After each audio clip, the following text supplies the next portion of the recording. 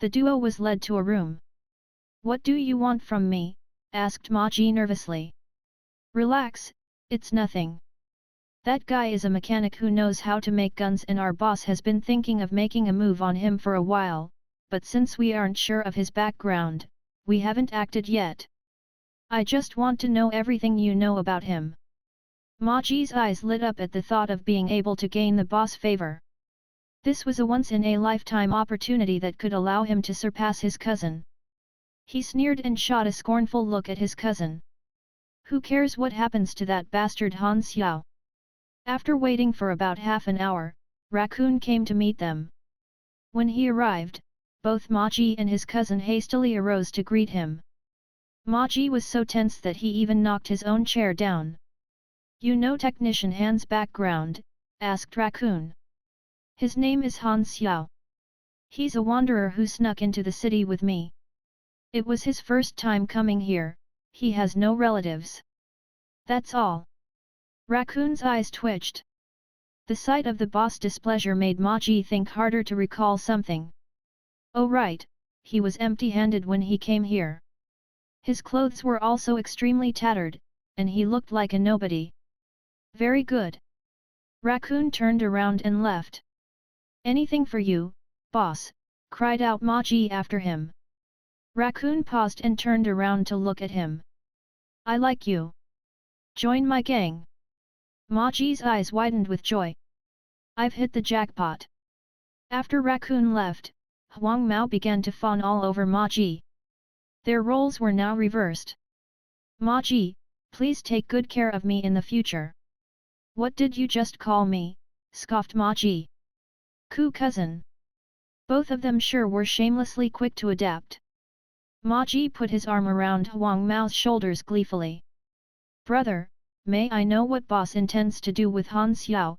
he asked the thug. "Isn't it obvious? We'll force him to spill out the blueprints for the guns before silencing him." "That's good then," replied a relieved Ma Ji. Less than 3 minutes later, Raccoon returned to the banquet hall. Han Xiao had left all the dishes untouched. Raccoon smiled. "Han Xiao, right.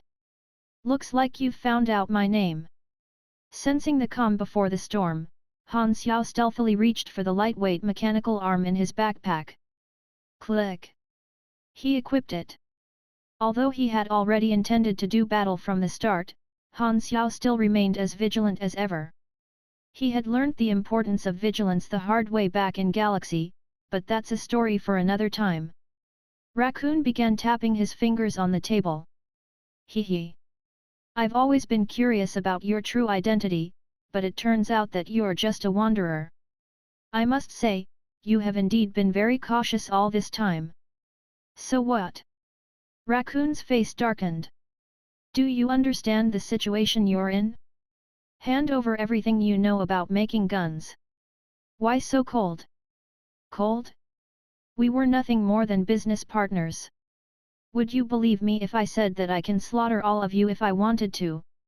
Han Xiao smiled tauntingly. Raccoon snapped his fingers as he sneered. In an instant, the 4 thugs around him were pointing their guns at Han Xiao. "Did you think that I wouldn't be prepared? What a joke! All of these guns being pointed at you were created by yourself." Other than Raccoon and the 4 thugs across the table, there were 2 more men standing guard outside the room, and there was little space for Han Xiao to maneuver in the compact room. "Even if I tell you, you will still silence me." Raccoon laughed coldly. It was exactly as Han Xiao said. "I do hope that you cooperate though. At least it will save you some suffering. And if I don't? I have some men who are good at things like torture. You will talk eventually." Suddenly, the air about Han Xiao changed as he decided to drop the facade. "Do you actually think that you have me cornered?" The sudden change alarmed Raccoon, but he shook his head. "Even if you do have some kind of trump card in that bag of yours, do you actually think you can move faster than a bullet? What if I told you that there's powerful explosives in here?" Raccoon laughed. Ma Ji's appearance had been, without a doubt, a coincidence. How could Han Xiao have made preparations? Who was he trying to fool? I don't know who the person who told you about me is, but he obviously knows very little.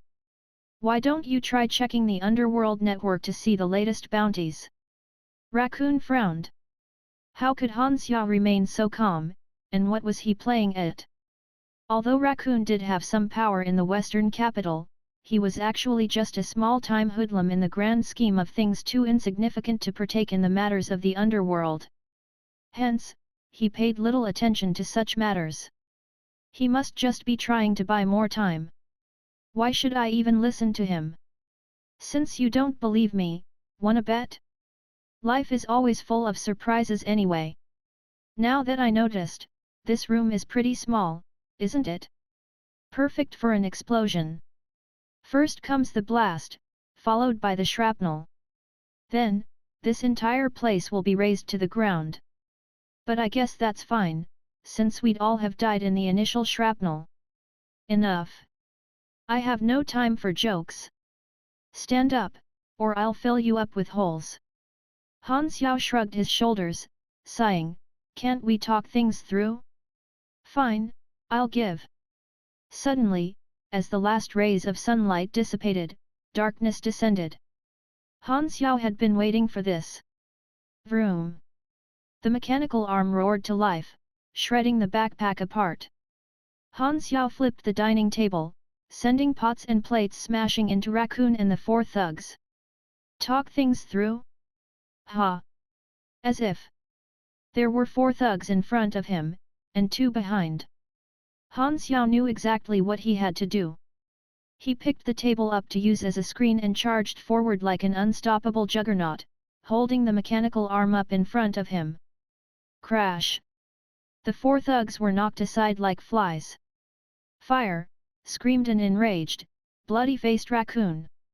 The 2 remaining guards began to fire,